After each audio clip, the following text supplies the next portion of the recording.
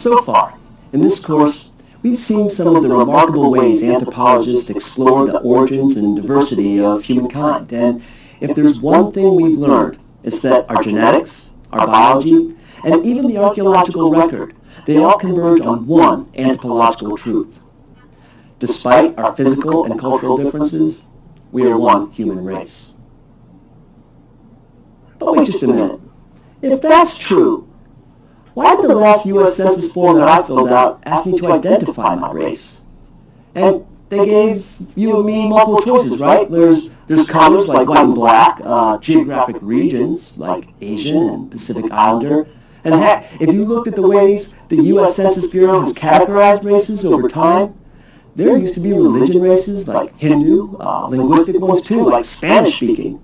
They list just about everything under the sun. Well, except for one thing, the human race. So what is it? Are there multiple races, or are our biological anthropology friends correct when they say there's only one race, the human race? Today, as our capstone discussion for part 1 of our course, we're going to use anthropology to unpack enduring ambiguities between race, skin color, and biology.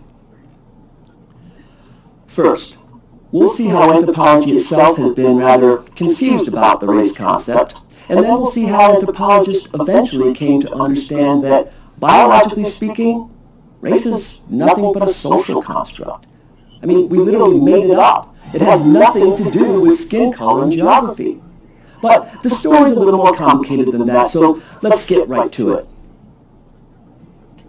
From the very beginning, anthropologists have been thinking about this thing we call race.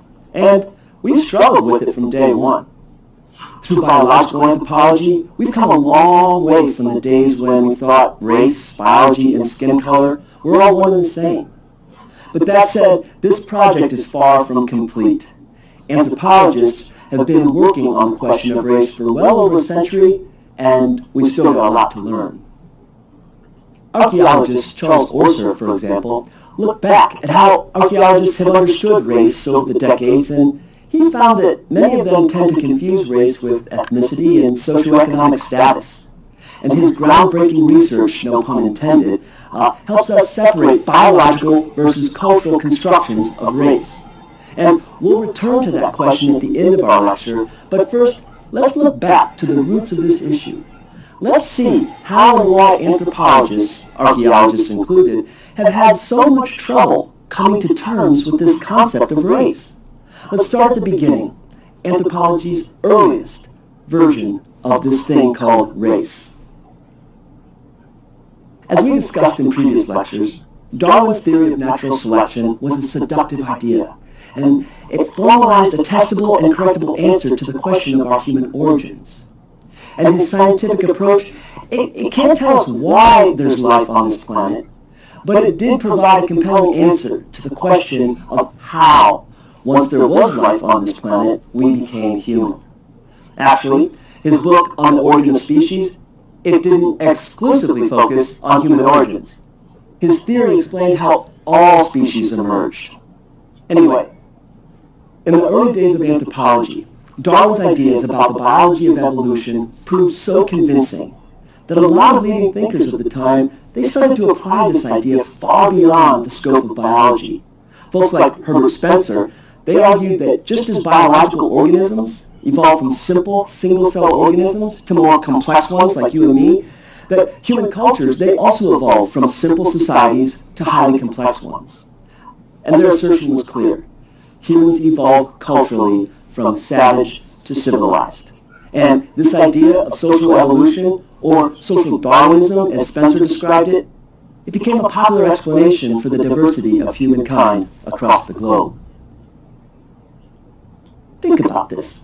Darwin's book comes out in the mid-1800s just as the world he's living in grows smaller and smaller. I mean, as the close of the transatlantic slave trade transitioned into the dawn of European empires, people in Darwin's age were exposed to new and diverse world cultures. And inspired by Darwin's ideas on biological evolution, social Darwinists used evolution as a way to explain human diversity and to classify people and cultures across the globe. Humans who lived in small, simple societies, like a single-celled organism, they were deemed less evolved than those who lived in complex ones, with White Houses, Supreme Courts, and microbreweries. But this was the dominant idea of scientists of the era. They literally split the world into culture grades from savage to barbarian and civilized. And when you compare living in a mud hut, right, to life in a two-story suburban home with satellite internet, this idea, it almost feels intuitive. So, as the scientific community ushered in this idea of social Darwinism, the idea spread widely because it helped make sense of the seemingly limitless human diversity on our planet.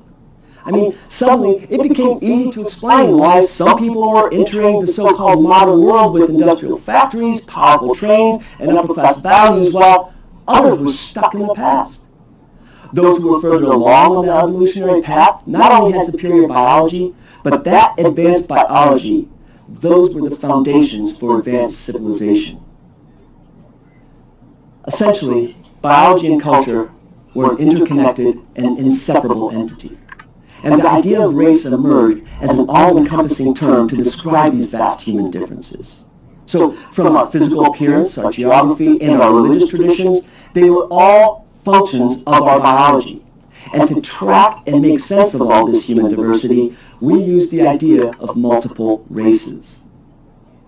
So the differences that Europeans saw in humans from Africa or Asia were attributed to the fact that we all come from distinct lineages, which we called races. Now, upon reflection, many thinkers further developed this idea of human races, and they did so to the extreme that proponents of this way of thinking coined and used the term white man's burden to describe the idea that white men had the moral obligation to use their advanced state to uplift non-whites the world over.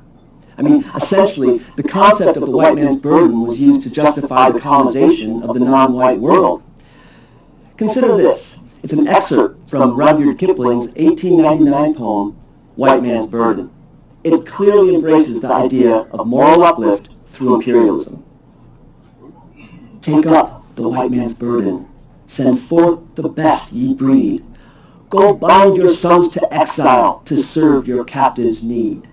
To wait in heavy harness, unfluttered folk and wild, your new caught sullen peoples, half devil, half child. Take up the white man's burden. And it continues. These so-called half-devil, half-child